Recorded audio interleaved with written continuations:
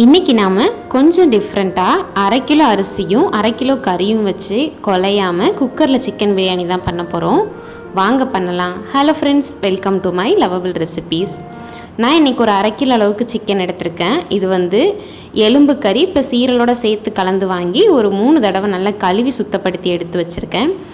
இதில் 1/4 ஸ்பூன் மஞ்சள் பொடி, 1/2 ஸ்பூன் வத்தல் பொடி, 1/2 ஸ்பூன் கரம் மசாலா பொடி, 1 ஸ்பூன் இஞ்சி பூண்டு பேஸ்ட், 1 ஸ்பூன் லெமன் ஜூஸ், தேவையான அளவுக்கு உப்பு சேர்த்துட்டு இது எல்லாமே கறியோட ஒவ்வொரு துண்டுலையும் செப்பரேட்டாக படுற மாதிரி நல்லா மிக்ஸ் பண்ணிக்கிடலாம் ஃப்ரெண்ட்ஸ். நல்லா மிக்ஸ் பண்ணதுக்கப்புறமா இதை ஒரு 20லேருந்து 30 நிமிஷம் அப்படியே விட்டுறலாம், கொஞ்சம் ஊறட்டும்.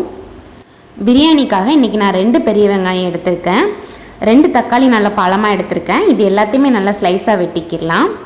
மிக்ஸி ஜாரில் 1 துண்டு கல்பாசி, 2 ஏலக்காய், 3 துண்டு பட்டை நல்லா கட்டி பட்டையாக எடுத்திருக்கேன், கொஞ்சம் பெரிய சைஸில், 1 கிராம்பு, 1 ஸ்பூன் பெருஞ்சீரகம், இதெல்லாம் சேர்த்து நல்லா முடிஞ்ச அளவுக்கு நல்லா பவுடராக திரிச்சிக்கிடலாம்.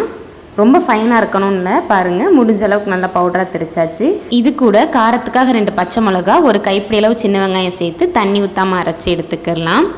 இப்போ குக்கரை அடுப்பில் வச்சு கொஞ்சமாக எண்ணெய் சேர்த்துக்கிடலாம். எண்ணெய் சூடானதுக்கப்புறமா 3 துண்டு பட்டை, 1 ஏலக்காய், 1 கிராம்பு, 3 துண்டு கடல் பாசி, 1 ஸ்பூன் பெருஞ்சீரகம் சேர்த்துக்கிடலாம். இது எல்லாமே கொஞ்சம் பொரியட்டும். பாருங்கள், பொரிஞ்சதுக்கப்புறமா இதில் நீள்வாக்கில் வெட்டி வச்சுருக்கிற வெங்காயத்தை சேர்த்துக்கிடலாம். 2 பச்சை மிளகா, அதுக்கப்புறம் வெங்காயம் வசங்கிறதுக்கு தேவையான அளவுக்கு உப்பு சேர்த்துட்டு இதை நல்லா வசக்கிக்கிடலாம். வெங்காயம் நல்லா ப்ரௌன் கலரில் வர வரைக்கும் வசக்கணும் ஃப்ரெண்ட்ஸ். அடுப்பை மீடியம் ஃப்ளேமில் வச்சு வசக்கிக்கிடலாம்.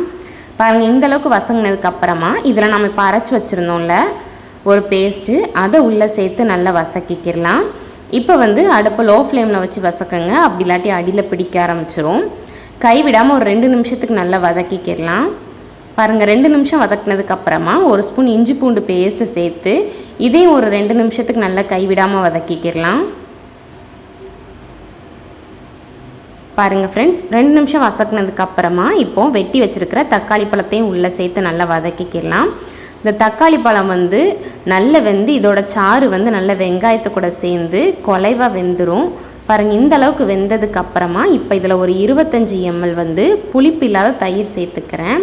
சேர்த்து நல்லா மிக்ஸ் பண்ணிக்கிறேன். புளிப்பு இருந்ததுன்னு நீங்கள் தயிரோட அளவை கம்மி பண்ணிக்கோங்க. 1 நிமிஷம் நல்லா மிக்ஸ் பண்ணியிருக்கேன்.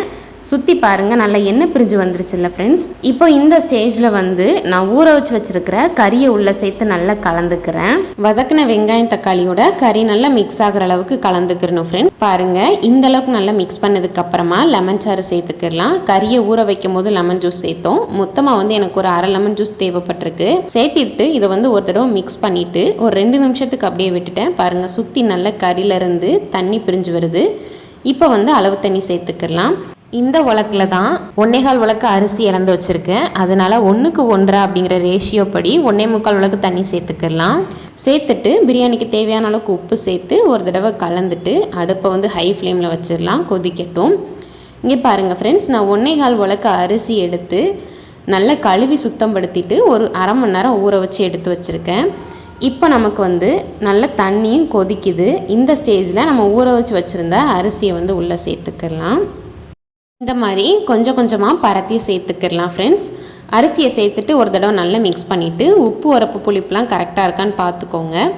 பார்த்து செக் பண்ணிவிட்டு தேவைப்பட்டால் சேர்த்துக்கோங்க. எனக்கு கரெக்டாக இருந்தது. இப்போ குக்கரை நான் மூடி விசில் போட்டுக்கிறேன்.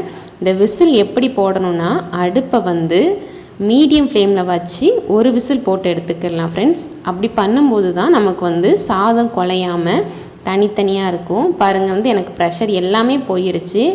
இப்போ நான் ஓப்பன் பண்ணி கலந்து காட்டுறேன். உங்களுக்கு பார்க்கும் போதே தெரியும்னு நினைக்கிறேன். சாதம் குலையவே இல்லை, தனித்தனியாக தான் இருந்தது எனக்கு அரிசி. இந்த பிரியாணியோட டேஸ்ட்டு எதில் இருக்குது அப்படின்னா, நம்ம ஃபஸ்ட்டு கொஞ்சம் ஸ்பைசஸ்லாம் போட்டு அரைச்சோம்ல வெங்காயத்தோடு சேர்த்து, அதுதான் நல்லா டேஸ்ட்டு தரும். அதனால் அந்த ஸ்டெப்பை ஸ்கிப் பண்ணிடாமல் இதே மெத்தடில் செஞ்சு கொடுங்க ஃப்ரெண்ட்ஸ். வீட்டில் இருக்கிற குட்டி குழந்தைங்கள்லேருந்து பெரியவங்க வரைக்கும் எல்லோரும் நல்லா விரும்பி சாப்பிடுவாங்க, மறுபடியும் கேட்டு வாங்கி சாப்பிடுவாங்க. இதே மெத்தடில் ட்ரை பண்ணிவிட்டு உங்களோட ஃபீட்பேக் என்னோட ஷேர் பண்ணுங்கள். இந்த வீடியோ பிடிச்சிருந்தா லைக் பண்ணுங்கள், இந்த லிங்க் உங்கள் ஃப்ரெண்ட்ஸ்க்கு ஷேர் பண்ணுங்கள். அப்படியே மறக்காமல் உங்கள் பொண்ணான கையால் நம்மளோட சேனலை சப்ஸ்கிரைப் பண்ணிக்கோங்க ஃப்ரெண்ட்ஸ். தேங்க்யூ.